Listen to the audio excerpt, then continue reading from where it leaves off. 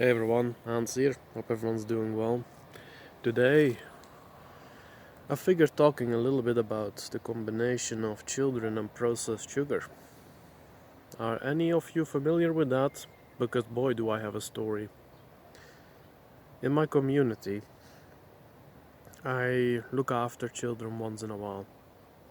Not always alone, but that stays in the middle, I suppose. This time around, it was me and two others. But I was the main caretaker that was sort of expected of me, which is fine. And it was fun. Went out with a young rascal.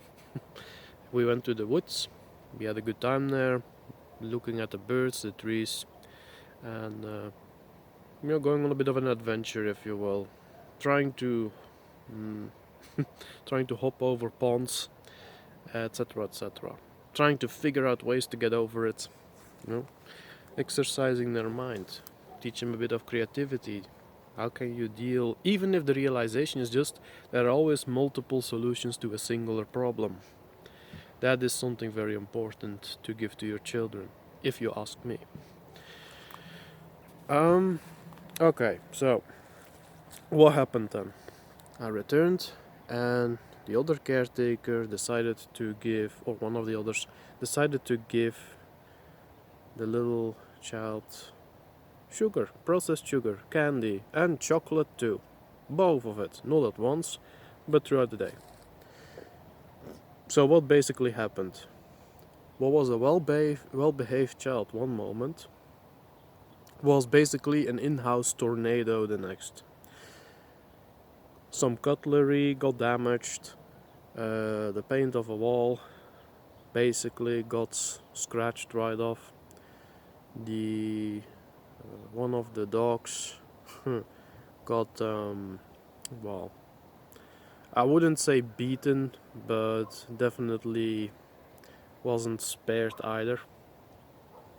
And at that point you have to. What then the worst part is that you have to. Well, I suppose you have to of course call that behavior out. You cannot let that happen, right? But at the same time, you realize that it's not necessarily the child's fault. And the worst part is not necessarily when the sugar is active. The worst part is the down that you have afterwards, because the hormone that's injects in your blood a certain substance, almost like a what you would call it's almost like a survival situation. It's like the body starts pumping out adrenaline or what have you to fight off a poison, basically. I think that is what you're witnessing in that moment. And afterwards the body gets tired. And of course, child gets tired, by extent cranky. And what does an addict do? Well, in a moment like that, wants to go straight back to the stuff. Get a new they call it a high, but I just call it going straight back to hiding from the world, hiding from reality, hiding from pain.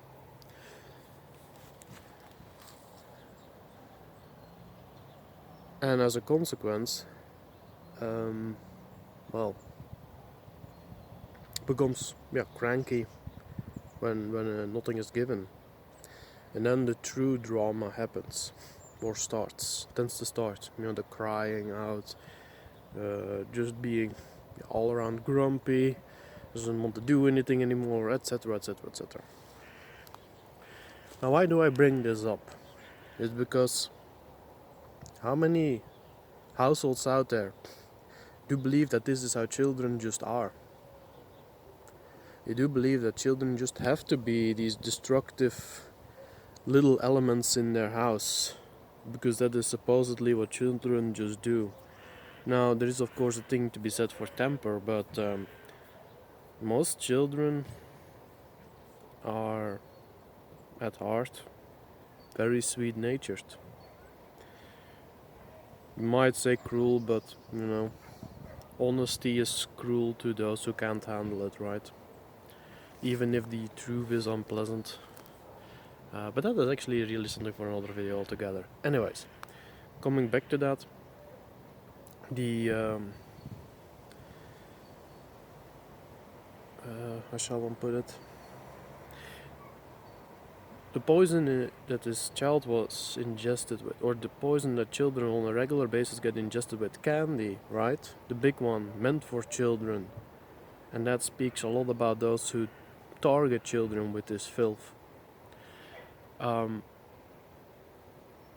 Maybe, just maybe, if you know of households where the children are just constantly, are basically just sugar addicts, and a lot of people bring that with them into their adolescence and into their adult life, maybe that is usually the cause of why they're so all over the place. And then what do a lot of people do when the children get cranky and they start bawling and crying? Well, some parents, I do not really want to call them parents, but some people who should be parents get downright abusive. Physical abuse, psychological abuse, screeching and insulting and whining about how bad it is for them or how lucky the child should be, which is horrible. And then the other one is give more sugar. I suppose, a wise parent, just bites through that crankiness and just lets the child, what they call, kick off from the filth, and then everything is fine again, and just keep them off sugar, which is, I suppose, the big message out of this video. But at the very least, yeah, where I want to go with that is just to perhaps bring that up. Maybe some people really need to hear that. Maybe a lot of people don't understand what sugar really does to a child, and actually also to adults. Like I said, also, I'm no doctor. Excuse me. I'm no doctor. So check it all out. From wherever you think is the best place to go look for the information. But it even compromises the immune system. Have you ever noticed that, how children are considered to be these little disease balls, as some people would call it? I swear some sort of, they call him a comedian, but it's just, to me, just a disgusting individual that they allow on the stage because he's an anti-white. Actually use that terminology. Well, what if it is not just simply because of you keep feeding him sugar? Wretch.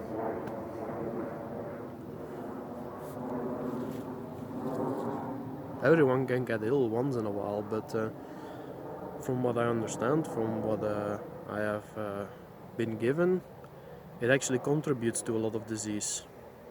Down to the very worst, like your body has to actually fight off a poison all the time, weakening your body to other illnesses and what have you, right? One of the biggest parts of health is to stave off whichever filth you ingest, to make it easier for your body to fight whatever else comes along that you may not be able to withstand with anything else. Maybe that's really relevant to, the last 2 years at least. And I'm less than pleased that we're probably looking at the 3rd year, because people just, or many seem to, whatever. I don't want to get into that. This is about the young, specifically. But yeah, 2 solutions solved by just staying away from sugar, processed sugar that is. Honey and fruit should still be fine, right?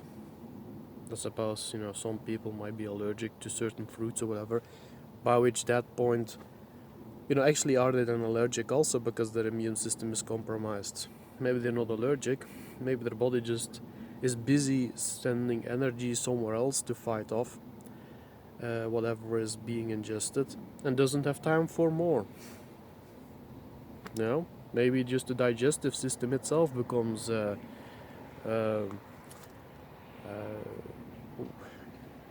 it's under attack, I suppose. If it can make you, if it can weaken you, it can do everything and anything between earth and sun to you, right? Even though it's indirectly most of the time. Yeah. The reason why I bring that up is because, well, it's just healthy for everyone involved to just stay away from it. The social consequences alone. And maybe there is a good addition to be had. There is that grains and alcohol, not all of it. There is honey-based alcohol, and I'm not certain about that one. A grain-based alcohol too. Apparently, it's yet more sugar. That is what alcohol in a certain sense is. And we know what that does to one's liver if you have too much of it. We know what it does to, well, to the health in general. When one organ starts faltering, the body needs to invest a lot more energy there, as less energy for the rest. And then in other places things start going wrong, now you're in trouble. That is usually how a body tends to be on the road to expiration. I could be wrong. Maybe I'm just telling nonsense. I just speak in what I see, and I want to be responsible by this. Responsible by speaking out. Yeah. Is there something else I can add to that?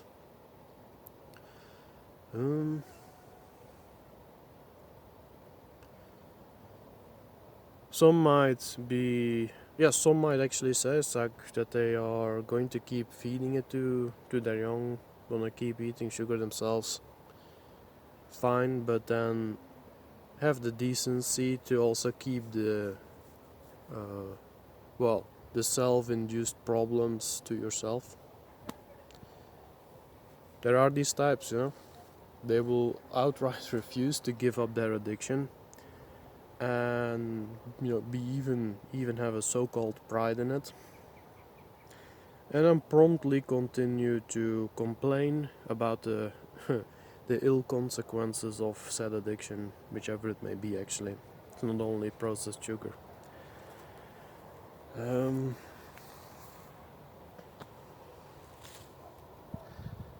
Yeah, and again, AntiWhites really have taken advantage of this, haven't they? First they feed you a poison that has all kinds of even social consequences for the ill, and then just say, oh well, almost everyone is feeding his children sugar. All these children are little tornadoes in the house. Or they're gonna present it as that children are just like that. That's just what they do, which is, how many levels of disgusting can you be, right? Oh, something to think about, something to bear in mind, maybe something that you slowly want to work out of. And I get it, like there are actually withdrawal symptoms you can get from stopping with sugar. I think the best thing I can give to someone is, if you are really addicted to sugar, do it in steps. Don't just stop from day one, because you will falter and you will start eating sugar again and you're right back into it. Slowly degrade the amounts you take in. Yeah, I suppose that's my positive note I want to end on. It's let's go with what is it called? Coca-Cola, right? It's even hidden in the name. Unbelievable. If you, for example, drink that on a daily basis, like let's say you drink a bottle a day. Let's go with that for now. The next day, decide to drink half a bottle. The day after that, you drink a quarter bottle. And then here it comes. The day after that, you drink half a bottle again. And the next day, again half a bottle. And then the next day after that, a quarter bottle. And then a day without. and then you go to a quarter bottle again, and another quarter bottle, then another quarter bottle, then again nothing. And then you try 2 days without nothing, and then you just see how you, but you will of course probably still feel effects if you lower the amount once you really completely cut it out. But then the challenge follows is that, well, or what shall one say? The challenge I think is about, for most people, around 2 or 3 weeks, which is technically a long time. Try not to drink any Coke for 2 or 3 weeks. You may sweat, you may get a bit dizzy, you may stumble a little bit, fumble around a lot. But once you've reached that point, you will feel so much better.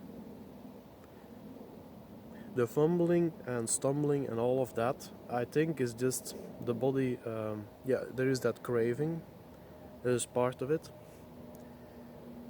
But I think a lot of rewiring happens in the system. I'm not entirely certain about that. To me, that makes sense though. Like the body is getting used to basically a lack of a resource, so to say, being gone out of an environment. By extension of that, well, things need to change. Your genetic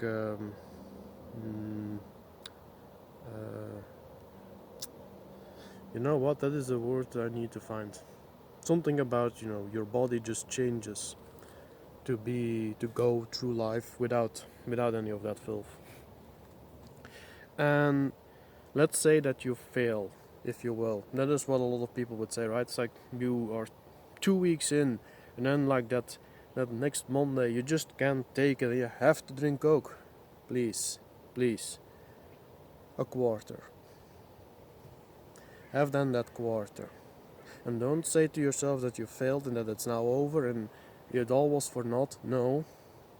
The next day, 0 again. Just plain nothing again.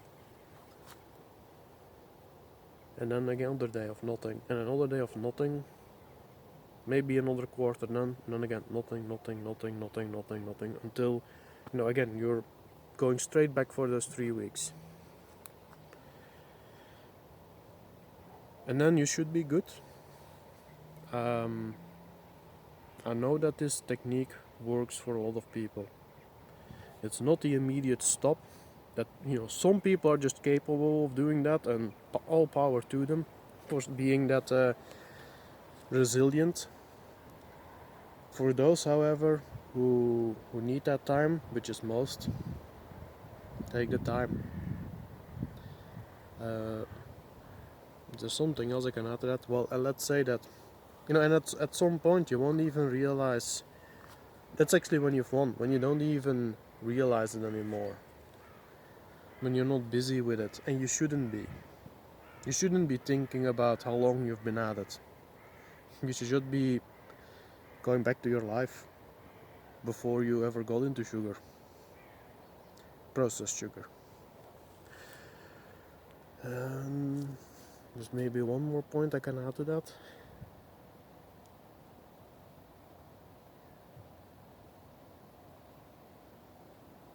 Yeah, at some point, maybe.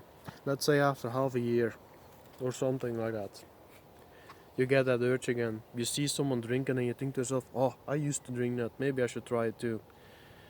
Is that recommended? Nope. But would it be a disaster? No. At least not from what I can tell. Then just realizes that once you start drinking, once you had that drink again at some point, well, I guess that's when the point where you're gonna figure out whether you really should stay away from it, if it's just too pleasant.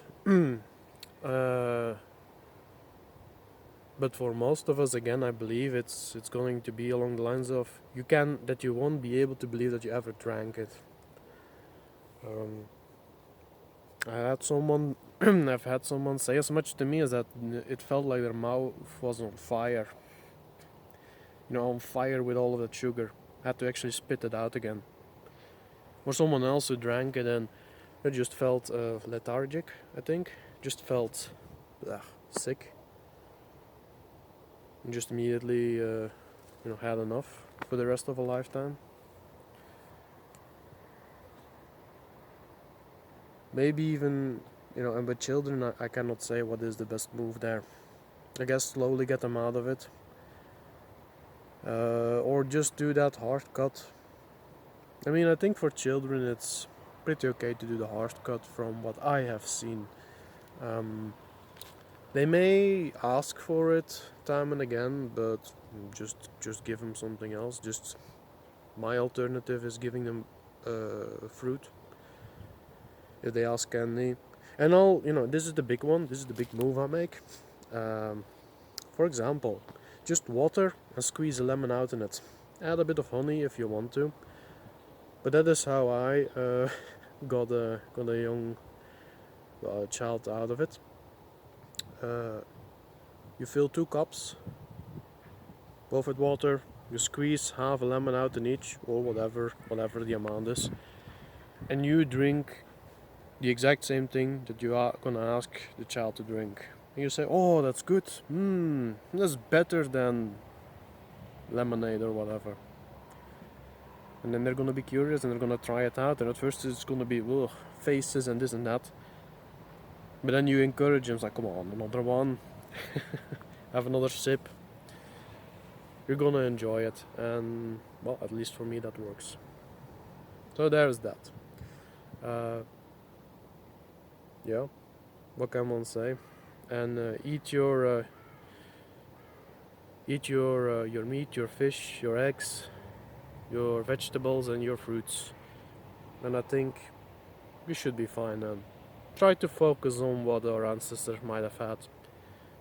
And there are some inventions that came along the way in the centuries. That is to say, certain foodstuffs that we are quite good at digesting too. So you don't need to be too hard on yourself about it, I guess. Just keep it healthy. You'll feel so much better. And with that said, I'm gonna go. You all have a good one and bye bye.